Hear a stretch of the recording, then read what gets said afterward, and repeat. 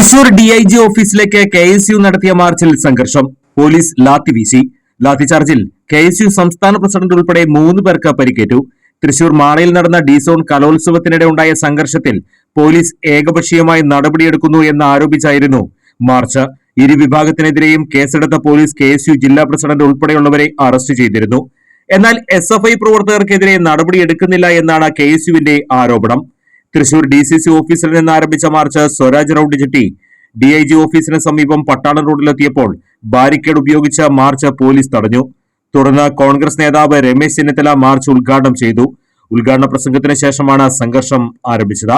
Police barricade മറികടക്കാൻ പ്രവർത്തകർ ശ്രമിച്ചതോടെ ആദ്യഘട്ടത്തിൽ പോലീസ് ജലപീരങ്കി പ്രയോഗിച്ചു. 3 തവണ ജലപീരങ്കി പ്രയോഗിച്ചിട്ടും പ്രവർത്തകർ പിൻവാങ്ങിയില്ല. ഒടുവിൽ പ്രവർത്തകർ പോലീസിനെതിരെ തിരിഞ്ഞതോടെ പോലീസ് ലാത്തി വീശുകയായിരുന്നു.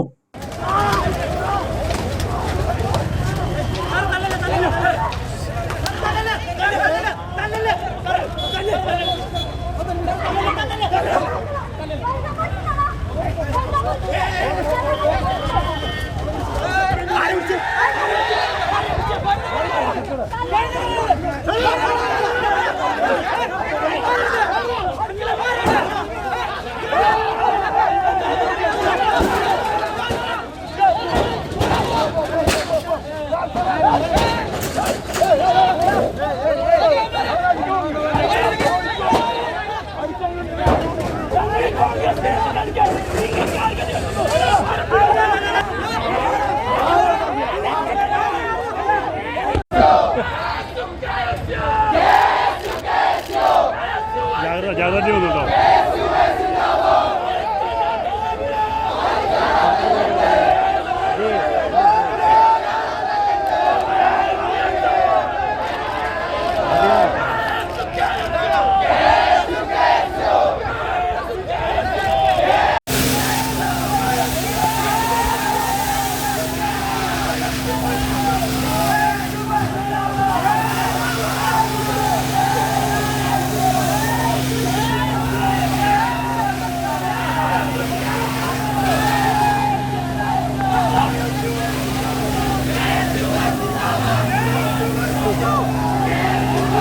이거